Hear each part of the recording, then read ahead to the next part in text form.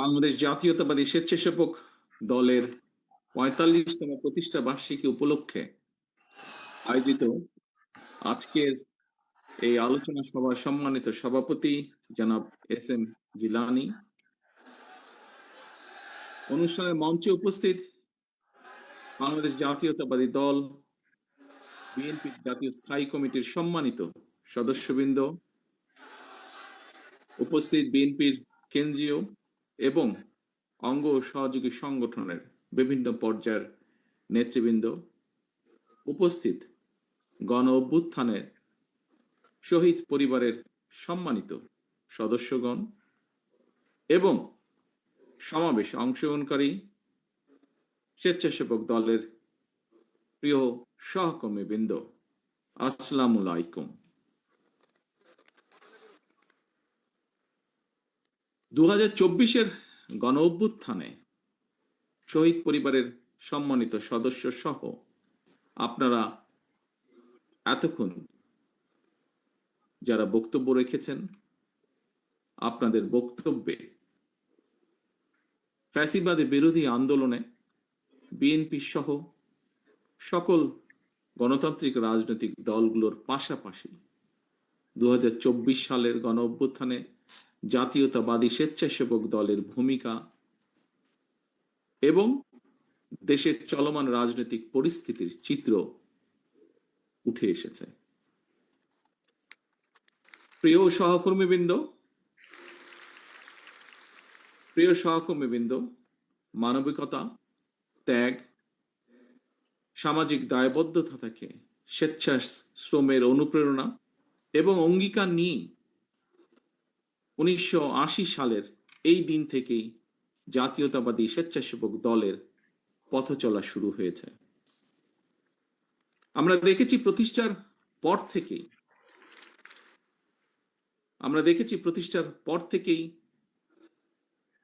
বিভিন্ন সময় বিভিন্ন পরিস্থিতিতে স্বেচ্ছাশ্রমের ভিত্তিতে, সেটি পরিষ্কার পরিচ্ছন্নতা অভিযানই হোক, সেটি প্রাকৃতিক দুর্যোগে মানুষের পাশে দাঁড়ানোই হোক, সেটি কোভিডের সময় বিপন্ন মানুষের দিকে সাহায্যের হাত বাড়ানোই হোক, বিভিন্ন সামাজিক কর্মসূচি স্বেচ্ছাসেবক দল পালন করেছে, পালন করে চলছে। শুধু তাই নয়, একই সঙ্গে দেশে গণতন্ত্র প্রতিষ্ঠা এবং স্বৈরাচার ও ফ্যাসিবাদ বিরোধী আন্দোলনে সংগ্রামে স্বেচ্ছাসেবক দল রাজপথে ভূমিকা রেখেছে, বরং বলা উচিত শুধু ভূমিকাই রাখেনি, অত্যন্ত সাহসী ভূমিকা রেখেছে।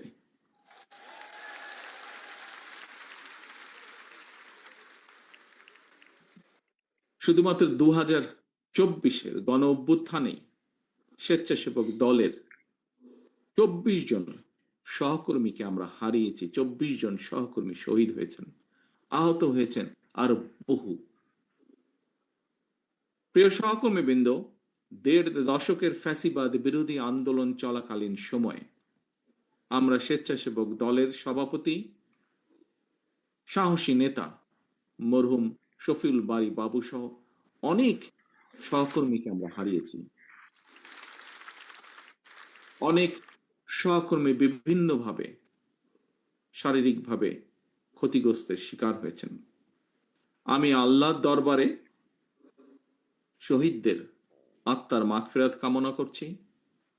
যারা বিভিন্নভাবে শারীরিকভাবে ক্ষতিগ্রস্ত হয়েছেন, অসুস্থ হয়েছেন, তাদের সুস্থতা কামনা করছি। প্রিয় উপস্থিতি, সম্মানিত নেতৃবৃন্দ, প্রিয় সহকর্মীবৃন্দ, আমার বিশ্বাস এবং দায়িত্বের জায়গা থেকে আমি প্রায় বলে থাকি একটি কথা, বিভিন্ন বক্তব্যে আমি সেই কথাটি তুলে ধরার চেষ্টা করেছি। 1971 সালে বাংলাদেশের 71 সাল ছিল বাংলাদেশের স্বাধীনতা অর্জনের যুদ্ধ। 2024 সাল 1971 সালে সেই স্বাধীনতা যাতে আমরা অর্জন করেছি, সেই স্বাধীনতা রক্ষার যুদ্ধ ছিল 2024 সাল।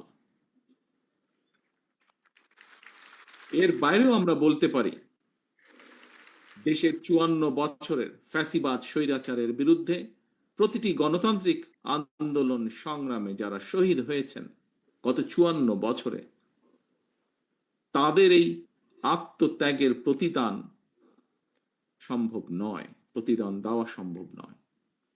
এই সকল বীর শহীদদের কাছে আমরা যারা বেঁচে রয়েছি সহ সমগ্র বাংলাদেশ ঋণী। হাজারো শহীদদের আত্মত্যাগের বিনিময়ে ইতিহাসের নৃশংসতম এক ফ্যাসিস্টের পতন এবং পলায়নের পর এখন ফ্যাসিবাদ বিরোধী গণতান্ত্রিক শক্তির নিজেদের মধ্যে নিত্য নতুন ইস্যু নিয়ে অহেতুক বিতর্কে লিপ্ত হওয়া শহীদদের আত্মত্যাগের প্রতি অবমাননার সামিল বলে একজন রাজনৈতিক কর্মী হিসাবে আমি মনে করি। বরং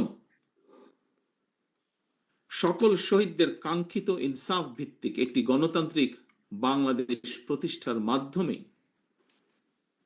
সেই শহীদদের রক্তের ঋণ এবং যারা বিভিন্নভাবে শারীরিকভাবে ক্ষতিগ্রস্ত হয়েছেন তাদের সেই আত্মত্যাগের ঋণ পরিশোধ করার এখন সময়ের দাবি বলে আমি বিশ্বাস করি। স্বেচ্ছাসেবক দলের প্রিয় ভাই ও বোনেরা, দূর গ্রামের যেই ছেলেটি কিংবা যে মেয়েটি যার হয়তো এখনো রাজধানীতেও আসার প্রয়োজন পড়েনি বা আসেনি, কিংবা আমরা শহর অথবা গ্রাম যারা যেখানেই বসবাস করি না কেন, তথ্য প্রযুক্তির অবাধ প্রবাহের কারণে সমগ্র বিশ্ব এখন, যেমন আজকে আমি আপনাদের সামনে এখানে উপস্থিত আছি তথ্য প্রযুক্তির কারণে, সমগ্র বিশ্ব এখন সবার হাতের মুঠোয়। এবং এর কারণেই জ্ঞান বিজ্ঞানের বলা যায় প্রায় সকল দ্বার উন্মুক্ত, সবার সামনেই বিশ্ব নাগরিক হয়ে ওঠার একটা সুযোগ এবং সম্ভাবনা কিন্তু বিদ্যমান তথ্য প্রযুক্তির কারণে। আমি মনে করি আমাদের জনগণের সামনে, বিশেষ করে আমাদের তরুণ সমাজের সামনে, আমাদের তারুণ্যের সামনে সাফল্য এবং সম্ভাবনার পথ সুগম, এবং এই পথটিকে আরো সুগম করে দেওয়াটাই হচ্ছে একজন রাজনৈতিক কর্মী হিসাবে এই মুহূর্তে আমার এবং আপনার এবং আমাদের সকলের প্রধান কর্তব্য। প্রিয় সহকর্মীবৃন্দ, প্রতিটি মা, প্রতিটি বাবা তার সন্তান স্বজনের জন্য একটি নিশ্চিন্ত নিরাপদ ভবিষ্যৎ দেখতে চান, রেখে যেতে চান। প্রতিটি বাবা বা মায়ের চাওয়া পাওয়া কিংবা প্রত্যাশা পূরণের লক্ষ্য নিয়েই আমাদের প্রিয় দল বাংলাদেশ জাতীয়তাবাদী দল আগামী দিনের সকল রাজনৈতিক পরিকল্পনা এবং কর্মসূচি গ্রহণ করছি বা পরিকল্পনা সাজাচ্ছি আমরা। কারণ বিএনপি মনে করে বর্তমান এবং ভবিষ্যৎ প্রজন্মের সামনে একটি নিরাপদ ভবিষ্যৎ নিশ্চিত করতে চাইলে অবশ্যই আমাদেরকে প্রচলিত ধারার রাজনীতি থেকে বেরিয়ে আসতে হবে। এখানে একজন বক্তা উল্লেখ করেছেন প্রতিশোধ, প্রতিহিংসা। ইয়েস, প্রতিরোধ, প্রতিহিংসা কিংবা কথামালার রাজনীতির পরিবর্তে বাস্তবধর্মী পরিকল্পনা গ্রহণ এবং বাস্তবায়নের মাধ্যমে প্রচলিত রাজনীতির ধারার গুণগত পরিবর্তন ঘটাতে হবে। প্রিয় সহকর্মীবৃন্দ, বর্তমানে সমগ্র বিশ্ব আর্টিফিশিয়াল ইন্টেলিজেন্সের যুগে প্রবেশ করছে। এই সময়ের চ্যালেঞ্জ মোকাবেলায় কিন্তু আমাদের পিছিয়ে থাকার কোন রকম সুযোগ নেই। এই সময়ের চাহিদার দিকে লক্ষ্য রেখে বিএনপি ইতিমধ্যেই বিভিন্ন সেক্টরকে চিহ্নিত করে সুনির্দিষ্ট এবং সুচিন্তিত পরিকল্পনা বা পলিসি নির্ধারণ করছে। শিক্ষার্থীরা স্কুল, কলেজ কিংবা বিশ্ববিদ্যালয়ে পড়াশোনা শেষ করার পর অথবা একাডেমিক শিক্ষার যে কোনো পর্যায়ে বিভিন্ন কারণে, পারিবারিক বা সামাজিক বিভিন্ন কারণে, আমাদের দেশে যেটা অনেক ক্ষেত্রেই হয়ে থাকে, কোনো কারণে ড্রপ আউট হলে একজন শিক্ষার্থীকে আর যাতে বেকার জীবন কাটাতে না হয় অথবা বেকারের অভিশাপের মধ্যে বেশি দিন কাটাতে না হয়, সেই পরিকল্পনাকে সামনে রেখেই শিক্ষা কারিকুলামে স্কুল পর্যায় থেকে বিশ্ববিদ্যালয় পর্যায় পর্যন্ত অন্তত একাডেমিক স্টাডির পাশাপাশি ব্যবহারিক এবং কারিগরি শিক্ষা অন্তর্ভুক্ত করার পরিকল্পনা বা সিদ্ধান্ত আমরা গ্রহণ করেছি বিএনপির পরিকল্পনার মধ্যে। বর্তমান এবং ভবিষ্যৎ প্রজন্মকে আজ এবং আগামী দিনের প্রতিযোগিতায় যোগ্যতম হিসাবে গড়ে তোলার লক্ষ্যে বিএনপির উদ্যোগে ইতিমধ্যেই একটি শিক্ষা বিশেষজ্ঞ টিম শিক্ষা কারিকুলাম আধুনিক বা মডার্নাইজ এর প্রস্তাব এবং পদ্ধতি নিয়ে কাজ করছে। এই টিমের মধ্যে আমাদের দলের যারা এই ব্যাপারে এক্সপার্ট তারা যেমন আছেন, একইভাবে এ ব্যাপারে বেশ কয়েকজন বিশেষজ্ঞ কাজ করছেন যারা হয়তো আমাদের দলের সদস্যও নন, কিন্তু তারা দেশের জন্য কন্ট্রিবিউট করতে চান, এরকম মানুষও কাজ করছেন। স্বেচ্ছাসেবক দলের প্রিয় ভাই ও বোনেরা, ধর্মীয় সামাজিক মূল্যবোধ, মানবিক মূল্যবোধ সম্পন্ন ভবিষ্যৎ প্রজন্ম গড়ে তোলার পাশাপাশি বর্তমান প্রজন্মের স্বাচ্ছন্দ্যময় জীবন নিশ্চিত করার জন্য বিএনপি নির্দিষ্ট কর্ম পরিকল্পনা এবং নীতি আমরা গ্রহণ করার চেষ্টা করছি বিএনপির মাধ্যমে বা আমাদের টিমগুলোর মাধ্যমে। আপনারা অনেকেই কিন্তু এর মধ্যে দেখেছেন, জেনেছেন, কোনো কোনো ক্ষেত্রে আপনারা সেখানে ছিলেন না, উপস্থিত ছিলেন ফিজিক্যালি আপনারা। সেটি হচ্ছে দেশের প্রায় অনেকগুলো জেলাতে, বিভাগ পর্যায়ে হোক, জেলা পর্যায়ে হোক, তারপরে তারুণ্যের সমাবেশ হোক, জাতীয়তাবাদী ছাত্র দলের কয়েকদিন আগে যেই সমাবেশ ছিল সেখানে হোক, যুব দলের বেশ কিছু সমাবেশে আমি দেশের বর্তমান ভবিষ্যৎ প্রজন্মের জন্য একটি কল্যাণ রাষ্ট্র বিনির্মাণের লক্ষ্যে বিএনপির নেওয়া অনেকগুলো কর্ম পরিকল্পনা আমি তুলে ধরেছি এবং বিভিন্ন জায়গায় আমাদের যে টিম যারা 31 দফা সহ বিভিন্ন কিছু ক্ষেত্রে নজরুল ভাই ওনার বক্তব্যে তুলে ধরেছেন, এই টিমগুলো বিভিন্নভাবে বক্তব্য তুলে ধরেছেন বা তুলে ধরেছে বিভিন্ন এই অনুষ্ঠানগুলোতে। আমরা বলেছি বিএনপির আগামী দিনের নীতি বা রাজনীতি হবে জনগণের জীবন মান উন্নয়নের রাজনীতি।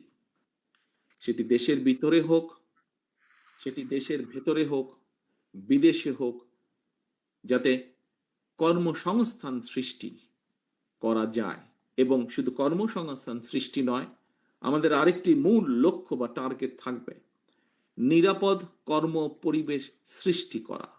এটিই হবে আমাদের রাজনীতি। বিএনপির নেওয়া সকল পরিকল্পনা বাস্তবায়নের ক্ষেত্রে খুব সম্ভব নজরুল ভাই তার বক্তব্যে এই কথাটি বলেছেন, ওনার সাথে একই সাথে সুর করে আমিও বলতে চাই, জাতীয়তাবাদী স্বেচ্ছাসেবক দলের নেতাকর্মীদের ভূমিকা আগামী দিনে বাংলাদেশে আরো গুরুত্বপূর্ণ হয়ে উঠবে। এই পরিকল্পনাগুলোকে আমরা আল্লাহর রহমতে সরকার গঠন করলে এই পরিকল্পনাগুলোকে বাস্তবায়ন করার ক্ষেত্রে, কারণ বিশ্বের সার্বিক অগ্রগতির সঙ্গে মানুষের অধিকার এবং চাহিদার একটা কিন্তু ব্যাপ্তি ঘটেছে, চেঞ্জ ঘটেছে। আগে আমরা বলতাম অন্ন, বস্ত্র, বাসস্থান, শিক্ষা বা চিকিৎসা। এখন আর শুধু অন্ন, বস্ত্র, বাসস্থান, শিক্ষা কিংবা চিকিৎসা এই কয়টি শুধু মানুষের মৌলিক অধিকার নয়, বরং এর সাথে অর্থনৈতিক সচ্ছলতা এই নিশ্চিতের পাশাপাশি বাক স্বাধীনতা বলেন, নিরাপত্তা বলেন, জলবায়ু বলেন, পরিবেশ বলেন, এসব বিষয়গুলোকেও কিন্তু বর্তমান বিশ্বে মানুষের মৌলিক চাহিদার অংশ হিসেবে স্বীকৃতি দেওয়া হয় বা গ্রহণ করা হয়। এবং এই কারণেই বিএনপির গৃহীত কর্মসূচিগুলোর মধ্যে জলবায়ুর নেতিবাচক যে প্রভাব সেটাকে কিভাবে মোকাবেলা করা যায় এবং মোকাবেলার মাধ্যমে পরিবেশ সংরক্ষণের জন্য সুনির্দিষ্ট পরিকল্পনা আমরা গ্রহণ করছি। আমাদের টিম এই পরিকল্পনাগুলো তৈরি করছে, এই বিষয়ে যারা কাজ করছেন এই সেক্টরে। এ প্রসঙ্গে আমি কথা প্রসঙ্গে এখানে একজন বক্তা বলে গিয়েছেন, খুব সম্ভব বোধহয় আমাদের গাজীপুরে মিলন সাহেব বলেছেন ওনার বক্তব্যে,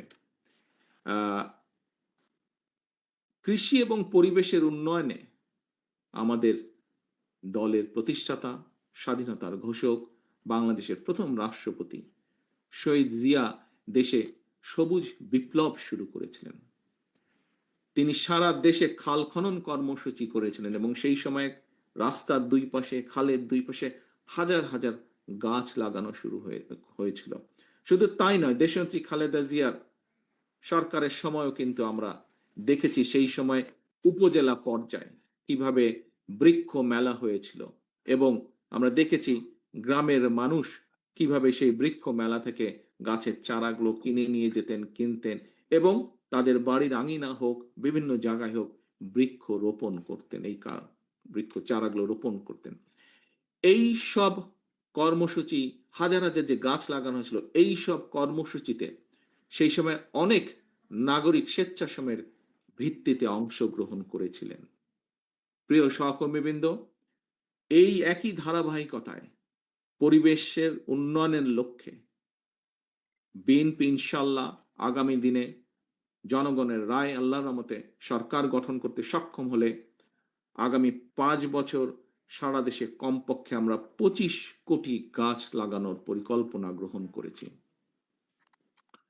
শুধু তাই নয়, দেশকে বন্যা বলেন, খরা বলেন, এসবের থেকে রক্ষার পাশাপাশি কৃষকদের সেচ সুবিধার জন্য, মানুষের পানির সুবিধার জন্য, পানির সুবিধা নিশ্চিত করার জন্য আমরা ইনশাল্লাহ পুনরায় খাল খনন কর্মসূচি, খাল কাটা বা খাল খনন বলুন, এই কর্মসূচি আমরা চালু করব, সিদ্ধান্ত নিয়েছি আমরা।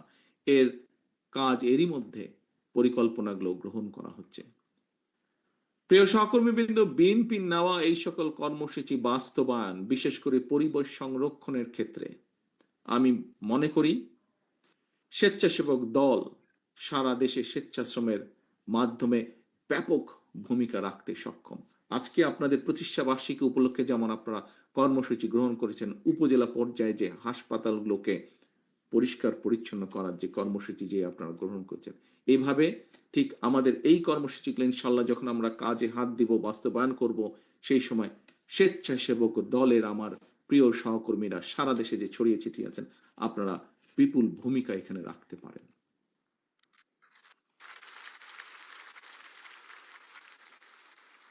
প্রিয় ভাই বোনেরা, হাজারো শহীদের রক্তের বিনিময় ফ্যাসিবাদ মুক্ত বাংলাদেশে বর্তমান অন্তর্বর্তীকালীন সরকার আগামী ফেব্রুয়ারি মাসে জাতীয় নির্বাচন অনুষ্ঠানের সম্ভাব্য সময় নির্ধারণ করেছে বা এরকম একটি ঘোষণা তারা দিয়েছেন। এই নির্বাচনের মাধ্যমে দেশের জনগণ দীর্ঘ 1.5 দশকেরও প্রায় বেশি সময় পর আমরা বিশ্বাস করি, আমরা প্রত্যাশা রাখি, আশা করি আমরা নির্ভয়ে নিরাপদে নিজেদের ভোট দিয়ে নিজেদের পছন্দের প্রার্থীকে, নিজেদের পছন্দের এজেন্ডাকে বাস্তবায়ন করে জনপ্রতিনিধিদের মাধ্যমে বাস্তবায়ন করার, নিজেদের ম্যানিফেস্টোকে বাস্তবায়ন করার সুযোগ পাবেন দেশের জনগণ। তবে নির্ধারিত সময়ে যা নজরুল ভাই এখানে তার বক্তব্যে উল্লেখ করেছেন, সেই কথা রেশ ধরে আমিও একটু বলতে চাই। তবে নির্ধারিত সময় নির্বাচন অনুষ্ঠান নিয়ে ফ্যাসিবাদ বিরোধী আন্দোলনে আমাদের রাজপথের সহকর্মী যোদ্ধা কোন কোন রাজনৈতিক দলের বা তাদের সদস্যদের বক্তব্যে, মন্তব্যে গণতান্ত্রিকামী জনগণের মনে নানা জিজ্ঞাসার জন্ম দিয়েছে। আমি গণতন্ত্রের পক্ষে আজকে স্বেচ্ছাসেবক দলের প্রতিষ্ঠা বার্ষিকীর এই অনুষ্ঠান থেকে আমি গণতন্ত্রের পক্ষের শক্তির সকল রাজনৈতিক দলগুলোর তাদের নেতৃবৃন্দদের দৃষ্টি আকর্ষণ করে বলতে চাই, গণতান্ত্রিকামী রাজনৈতিক দলগুলোর মধ্যে যদি দূরত্ব তৈরি হয় বা দূরত্ব তৈরি হলে রাষ্ট্র এবং রাজনীতিতে পতিত, পরাজিত, পলাতক ফ্যাসিস্ট চক্রের পুনর্বাসনের পথ সহজ হয়ে উঠবে, তাদের সুযোগ তৈরি হবে। এই ব্যাপারে আমি গণতান্ত্রিক সারা দেশে প্রিয় গণতান্ত্রিক আমি জনগণের প্রতি সজাগ এবং সতর্ক থাকার বিনীত আহ্বান জানাই। আমি বারবার একটি বিষয়ের দিকে সবার দৃষ্টি আকর্ষণ করেছি। সংবিধান কিংবা লিখিত বিধিবিধান দিয়ে কখনোই ফ্যাসিবাদ ঠেকানো যায় না। রাষ্ট্র এবং রাজনীতিতে যদি ফ্যাসিবাদ ঠেকাতে হয় তাহলে অবশ্যই জনগণকে রাজনৈতিকভাবে শক্তিশালী করার কোনোই বিকল্প নেই। সরাসরি ভোট দিয়ে জনপ্রতিনিধি নির্বাচনের অধিকার প্রয়োগের যে চর্চা, এই চর্চার মধ্যে দিয়ে রাষ্ট্র এবং রাজনীতিতে জনগণ শক্তিশালী হয়ে ওঠে। জনগণ শক্তিশালী না হলে রাষ্ট্র এবং সরকার, অর্থাৎ জনগণ রাজনৈতিকভাবে যদি শক্তিশালী না হতে পারে, রাজনৈতিকভাবে যদি জনগণকে শক্তিশালী করা না যায়, তাহলে রাষ্ট্র এবং সরকার শক্তিশালী হয়ে উঠতে পারে না। গণতান্ত্রিক ব্যবস্থাপনায় রাষ্ট্র এবং রাজনীতিতে জনগণকে শক্তিশালী করা কিংবা প্রতিটি নাগরিকের রাজনৈতিক অধিকার প্রতিষ্ঠার ক্ষেত্রে নির্বাচনই হচ্ছে জনগণের সরাসরি ভোটের যে নির্বাচনী ব্যবস্থা, সেই নির্বাচনই হচ্ছে অন্যতম প্রধান মাধ্যম।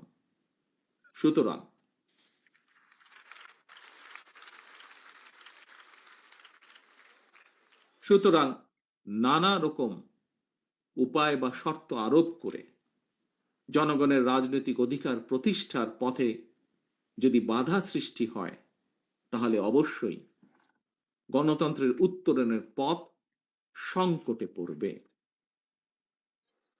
প্রিয় সহকর্মীবৃন্দ, প্রিয় সকল রাজনৈতিক দলের সহকর্মীবৃন্দ, আন্দোলনের সহকর্মীবৃন্দ, আমাদের মনে রাখা দরকার, মনে করা প্রয়োজন,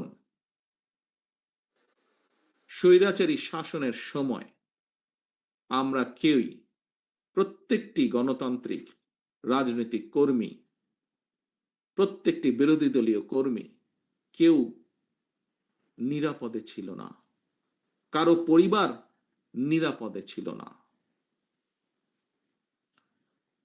যদি গণতন্ত্রের উত্তরণের পথ সংকটে পড়ে, রাষ্ট্র এবং রাজনীতিতে জনগণ নিজেদের অধিকার করতে না পারে, তাহলে সামগ্রিকভাবে সকলকে, সমগ্র রাষ্ট্র দেশকে সমস্যায় পড়তে হবে।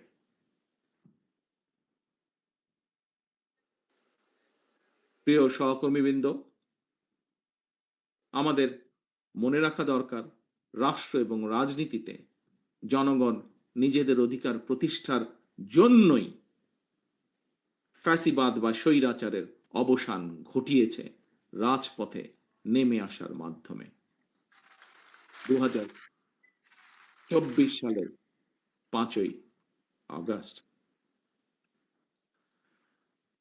প্রিয় উপস্থিতিবৃন্দ, সম্মানিত নেতৃবৃন্দ, জনগণের সরাসরি ভোটে জনগণের সমর্থন নিয়ে রাষ্ট্র পরিচালনার দায়িত্ব পেলে দেশ এবং জনগণের কল্যাণে বিএনপির নেওয়া পরিকল্পনাগুলোর দ্রুত বাস্তবায়ন সম্ভব। সুতরাং আসন্ন জাতীয় নির্বাচনে বা নির্বাচনকে সামনে রেখে আপনারা দেশের সর্বস্তরের জনগণের কাছে বিএনপির যে পরিকল্পনাগুলো আমি আপনাদের সামনে, নেতৃবৃন্দ আপনাদের সামনে তুলে ধরেছে, সেই পরিকল্পনাগুলো আপনারা জনগণের সামনে তুলে ধরুন। বিএনপি বিশ্বাস করে জনগণই বিএনপির সকল রাজনৈতিক ক্ষমতার উৎস। প্রিয় ভাই বোনেরা, প্রিয় সহকর্মীবৃন্দ, প্রিয় নেতৃবৃন্দ, সমগ্র দেশে ছড়িয়ে ছিটিয়ে থাকা সমগ্র দেশে শহীদ জিয়া এবং দেশনেত্রী খালেদা জিয়ার সৈনিকগণ, আসুন আমরা সকলে জনগণের সামনে দাঁড়াই জনগণকে সাথে নিয়ে আমরা জনগণকে বলি, ভোট দিলে ধানের শীষে, দেশ গড়ব মিলেমিশে।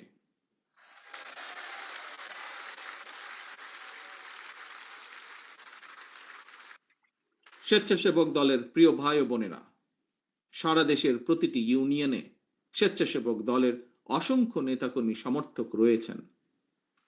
আমি আপনাদেরকে আজকের এই প্রতিষ্ঠা বার্ষিকীর দিনে একটি পরামর্শ রাখতে চাই। স্বেচ্ছাশ্রমের ভিত্তিতে আজ আপনারা সারা দেশের উপজেলা পর্যায়ে যে হাসপাতালগুলোতে যে অভিযানটি আপনারা করছেন, যে কাজটি আপনারা করছেন, স্বেচ্ছাশ্রমের ভিত্তিতে আপনারা পরিবেশ রক্ষায় পরিচ্ছন্নতা অভিযান কার্যক্রমের জন্য সারা দেশে ইউনিয়ন ভিত্তিক একটি কর্ম পরিকল্পনা তৈরি করা যায় কিনা বিষয়টি বিবেচনা করে দেখবেন। আমি মনে করি একটি সুবিধাজনক সময় স্বেচ্ছাশ্রমের ভিত্তিতে সারা দেশে একযোগে পরিচ্ছন্নতা অভিযান ঘোষণা দিয়ে কার্যক্রম শুরু করলে একদিকে পরিবেশ রক্ষায় যেমন আপনারা ভূমিকা রাখতে সক্ষম হবেন, অপরদিকে প্রচলিত রাজনীতির গুণগত পরিবর্তনের ক্ষেত্রে একটি দৃষ্টান্ত স্থাপন করতেও স্বেচ্ছাসেবক দল সক্ষম হবে, যা জাতীয়তাবাদী দল বা জাতীয়তাবাদী শক্তিকে জনগণের সামনে রিপ্রেজেন্ট করবে নতুনভাবে। প্রিয় সহকর্মীবৃন্দ, অনেক লম্বা হয়ে গেছে বক্তৃতার পালা। পরিশেষে বক্তৃতা আমি শেষ করে আনতে চাই। আমি বক্তব্যের শেষে আপনাদেরকে আমি আপনাদের প্রতি আহ্বান রেখে বলবো, ফ্যাসিবাদ বিরোধী আন্দোলন করতে গিয়ে আমাদের লাখো নেতাকর্মীকে বছরের পর বছর ঘরবাড়ি ছাড়া থাকতে হয়েছে। আমাদের হাজারো নেতাকর্মীকে গুম খুন অপহরণের শিকার হতে হয়েছে। ফ্যাসিবাদ শাসনের অবসান বা স্বৈরাচার পলায়নের পরও আজও ফ্যাসিবাদ আমলের দায়ের করা মিথ্যা এবং রাজনৈতিক উদ্দেশ্য প্রণীত মামলায় এখনো আমাদের হাজার হাজার নেতাকর্মীকে আদালতের বা আর হাজিরা দিতে হচ্ছে। গতকালকে আমাদের কৃষক দলের সেক্রেটারি বাবুলকে জেলে যেতে হয়েছে এরকম একটি মিথ্যা মামলার কারণে। সুতরাং স্বাধীনতার ঘোষকের আদর্শের সৈনিক হিসাবে, mother of democracy Begum Khaleda জিয়ার একজন কর্মী হিসাবে, জাতীয়তাবাদী আদর্শের একজন অনুসারী হিসাবে আপনাদের প্রতি আমার আহ্বান, যা এরই ভিতরে আমাদের স্থায়ী কমিটির সদস্যরাও আপনাদের সামনে বলেছেন, অন্য বক্তারাও বলেছেন, এমন কোনো কাজ থেকে আপনারা বিরত থাকবেন যা জনমনে বিরূপ ধারণা তৈরি করতে পারে। মনে রাখবেন, জনশক্তি, প্রিয় সহকর্মীবৃন্দ, মনে রাখবেন, জনশক্তি জনবল, বিএনপির মনোবল। জনগণের কি বলেছি? জনশক্তি জনবল, বিএনপির মনোবল। জনগণের ভালোবাসায় থাকুন, জনগণকে ভালোবাসায় রাখুন। পরিশেষে প্রতিষ্ঠাবার্ষিকী উপলক্ষে জাতীয়তাবাদী স্বেচ্ছাসেবক দলের নেওয়া সকল কর্মসূচির সাফল্য কামনা করছি। একই সাথে গণতন্ত্র প্রতিষ্ঠার আন্দোলনে স্বেচ্ছাসেবক দলের সহ জাতীয়তাবাদী শক্তির যত নেতাকর্মী শহীদ হয়েছেন, যত নেতাকর্মী বিভিন্নভাবে ক্ষতিগ্রস্ত হয়েছেন, একই সাথে সকল বিরোধী রাজনৈতিক দল যারা স্বৈরাচার বিরোধী আন্দোলনে রাজপথে ছিলেন, তাদের যে সকল সদস্য শহীদ হয়েছেন, ক্ষতিগ্রস্ত হয়েছেন, তাদের সকলের শহীদদের আত্মার মাগফিরাত কামনা করে, যারা অসুস্থ হয়েছেন তাদের দ্রুত সুস্থতা কামনা করে, সারা দেশে স্বেচ্ছাসেবক দলের সর্বস্তরের নেতাকর্মীদেরকে ধন্যবাদ জানিয়ে এবং একই সাথে আজকের এই সুন্দর অনুষ্ঠানটি সফল করার জন্য যে সকল ব্যক্তি কাজ করেছেন, যে সকল ব্যক্তি অবদান রেখেছেন, তাদের সকলকে আন্তরিকভাবে ধন্যবাদ জানিয়ে আমার বক্তব্য শেষ করছি। আল্লাহ হাফেজ। বাংলাদেশ জিন্দাবাদ। বাংলাদেশ জাতীয়তাবাদী দল জিন্দাবাদ। আসসালামু আলাইকুম।